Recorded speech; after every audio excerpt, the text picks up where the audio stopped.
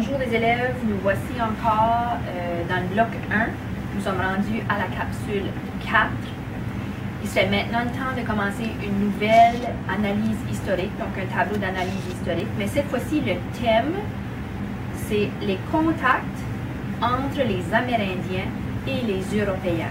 Et comme vous pouvez voir à l'arrière-plan, la caricature qui se retrouve à l'écran reflète un peu les choses que nous allons discuter dans les prochaines journées en salle de classe. Et on aura l'occasion d'analyser cette caricature à la fin du thème « Contact entre les Amérindiens et les Européens ». Alors, si on y va avec nos questions d'analyse historique, commençant avec le « qui », on parle surtout des Français et des Amérindiens. Chez les Amérindiens, c'est notamment les deux tribus suivantes, les Hurons et les Iroquois. Où la réponse serait dans la vallée du Saint-Laurent au Québec, parce que ces deux tribus amérindiennes-là se trouvent surtout dans cette région-là du Canada à ce moment-là. Quand on parle d'une période au début du 17e siècle jusqu'au milieu du 17e siècle. Alors voici le quoi. Avec l'établissement des Français en Amérique du Nord, notamment à Québec en 1608, les contacts entre les Européens et les Amérindiens vont se multiplier. Ces contacts vont avoir des conséquences sur la culture des Amérindiens surtout, mais aussi des Français, aussi celle des Français. Ces contacts vont aussi occasionner des conflits entre différentes tribus amérindiennes.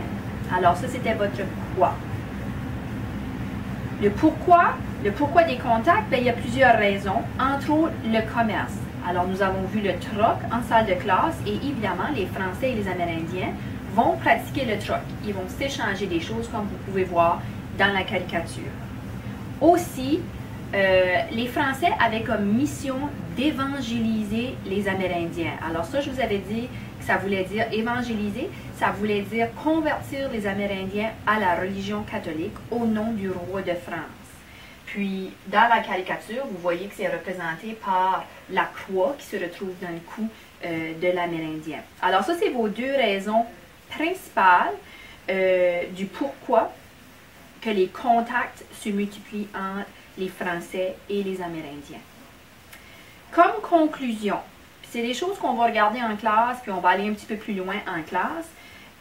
Les Amérindiens vont tranquillement pas vite avec les années délaisser certaines de leurs valeurs et aussi leurs croyances.